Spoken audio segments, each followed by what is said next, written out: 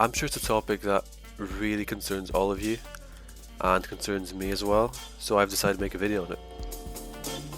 Of course, I've been doing a lot of these sort of guide videos. Today we're going to do it a little bit differently. For the first time, I'm going to try give you probably a surefire, fast, and probably effective way of learning and actually probably getting better, mastering, I could say, aerials. Because of course you can have different weak areas of your game.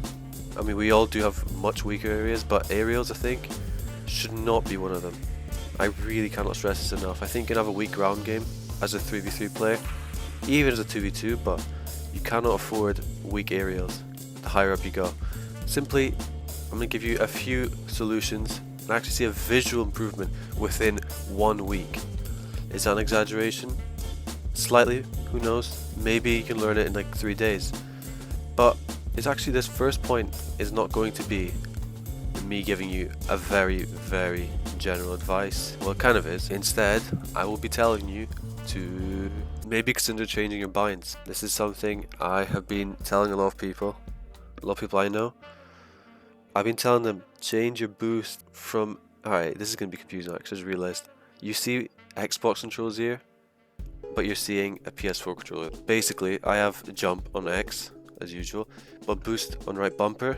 I've been over this in my last video. What is the point of this? Well, actually, it's to just be able, as you can see in the controller there, to use jump and boost at the same time without having to play claw, because I can show you right now, if you don't play claw and you use maybe X and circle to jump or A and B to jump. Let's just go back to that real quick and let me show you what I mean by slow aerials. A and then B. Just like that. I see it as much slower. I don't like really using one thumb or playing claw, because you can aerial at the same time. Like that. As you can see there with the input, you can aerial pretty fast. But I just don't find claw comfortable, and I would really recommend you changing your boost. Maybe right bumper or left bumper, depending on your preferences. But I'd usually say left because... Oh no, right, sorry. Because left kind of makes more sense to use left aerial. I think it's a lot more common. I'd say just changing this binding would be pretty good. So yeah, I think that's the first step in you getting really fast aerials and just getting used to it. A new button, I'd say, like right bumper for example. Next point, non-stop redirect packs.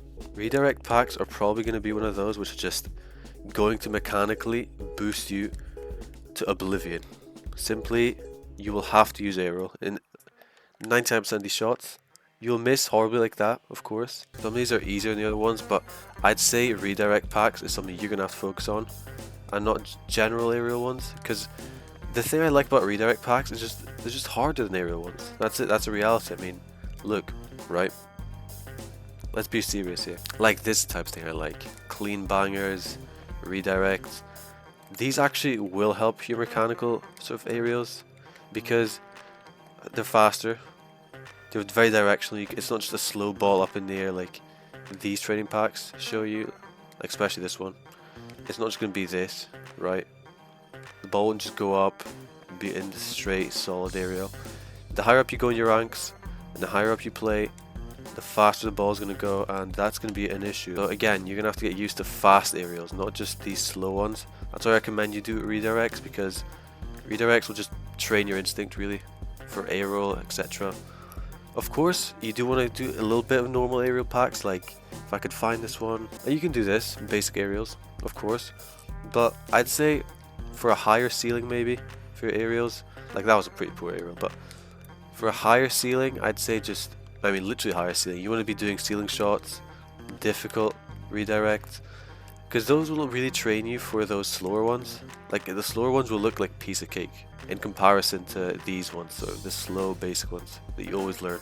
Now this might be quite silly to a lot of you guys, but this has also been taken, I think, I'm pretty sure this tip, I have taken this from Musty.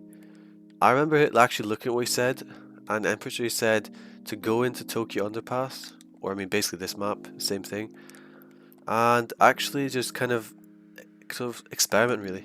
So take the ball for example and just go up the wall, experimenting and just going up these sort of ramps, smashing the ball off them. Okay, I mean that was awful. And as you can see, the ball and the physics this sort of arena kind of offers allows you to kind of have to experiment a lot. Another thing I also want to say in addition to this point is look at the boost, and instead of a limited or standard, just put auto refill, because that means in the air you're basically always going to have maximum 100 boost. You don't have infinite, as you can see, and it will only regenerate as you go back down, and I think that's a really good setting. But back to this sort of way that Musty kind of recommended, obviously a really good player, but his point for it was mostly just ball control, but I also really like the fact that you just get flung absolutely everywhere. The ball can get struck off this ramp really high as well, if you get it. Playing around this arena would be really fun, because it kind of allows you to see very complicated scenarios you can create with a ball, and just really weird setups in general. Maybe for double taps. Of course, I'm not one to tell you about double taps. You should probably go to a different YouTuber for that. But just these high, really high aerials with 100 boost max, I think it's quite a fun place to be in. A really fun map to do. And just even using this sort of the pass one, the pass bind, really like that. But I think it doesn't hurt to try something different like this sort of method, which I really enjoy myself. Also an additional method, actually, I'd really like to try out hoops as well as a free play sort of arena. I like it. Just kind of an additional point really to this. But anyways, on to our next point. I'd really want you to start experimenting more with your aerial and your just general dead zone settings. So controller dead zone.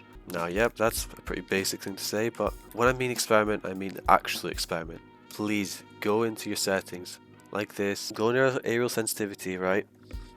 And I want you to really try turn it up, right? I want you to kind of challenge yourself like that. I did that for a long time. I think I had this for over like double my current sensitivity. I think it was 4 or 5 maybe. And a controller dead zone, I want you to find the perfect dead zone for yourself. Don't just go off what everyone says. Like, I know I literally made a video on this, I gave you recommended settings, but at the end of the day, you know what, go with what you will feel most comfortable with. The most general settings, which most people use, are just kind of benchmark, I'd say.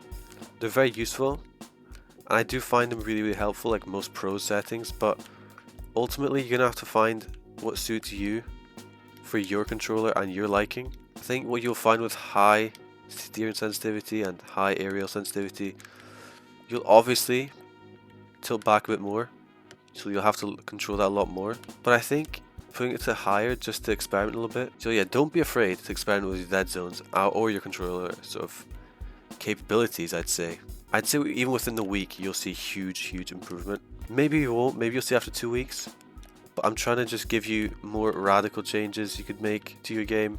And just as some advice, I would like to say your dead zone may be control and dodge, so you don't backflip off your aerials. There needs to be, I'd say, probably a 0.30 difference between these.